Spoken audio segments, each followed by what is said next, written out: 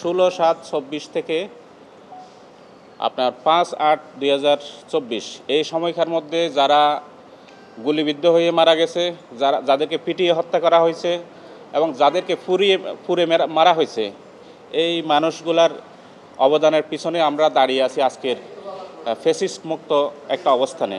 সুতরাং এই ব্যক্তিগুলার অবদানকে কেন জাতীয় বীর হিসেবে ঘোষণা করা হবে না, সেই মর্মে আমি একটা রুল চাইছি।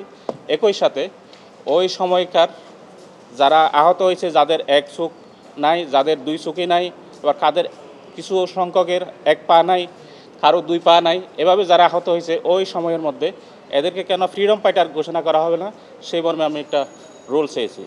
একই সাথে যারা ওই সময় মৃত্যুবরণ করছে তাদের পরিবারকে কেন উপযুক্ত পুনর্বাসন করা হবে না, সেই মর্মে আরেকটা রুল চাওয়া হয়েছে।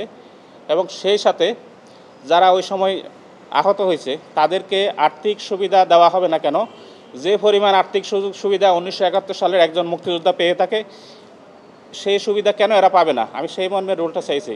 বিজ্ঞ আদালত দীর্ঘ শুনানির পর এই আদেশ মঞ্জুর করছেন এবং রুল ইস্যু করেছেন এই বিষয়ে। জুলাই এক অসাধারণ এক মাস। সেই মাসেই আমাদের পরবর্তী প্রজন্ম, আমরা যাদেরকে জেনজি বলছি, এরা আমাদেরকে একটা সার্টেন জায়গায় নিয়ে গেছে, এবং একটা অসাধারণ একটা মাহেন্দ্রক্ষণ আমাদের উপনীত করেছেন, যেখানে আমরা বাংলাদেশের স্বাধীনতার মৌলিক বিষয়গুলো আজ বুঝতে পারছি যে হ্যাঁ, আমি কথা বলতে পারি, আমার ভয়েস আছে, সে ভয়েসটা আমি রেজ করতে পারি, আমার ট্যাক্সের টাকায় যেন আর কোনোভাবে নয়ছয় না হয়। জুলাই যারা আত্মাহুতি দিয়েছেন, আমি অ্যাকচুয়ালি এখানে প্রথমবারই আসা। আমি আমাদের বিজ্ঞ আইনজীবী জয়নুল আবেদিন স্যার, ওনার রাহিন আলম ভাইয়ের সাথে কথা বলেছিলাম যে এনাদেরকে কেন আমরা সম্মানের জায়গায় নিয়ে যাব না, কেন আমরা ওনাদেরকে মুক্তিযোদ্ধা হিসাবে প্রকৃত তুলে ধরার জন্য রাষ্ট্রীয় একটা অবস্থান তৈরি করব না, কেন আমরা যারা আহত হয়েছেন, যারা খুব মানবত জীবনযাপন করছেন, রাষ্ট্র কেন তাদের দায়িত্ব নেবে না।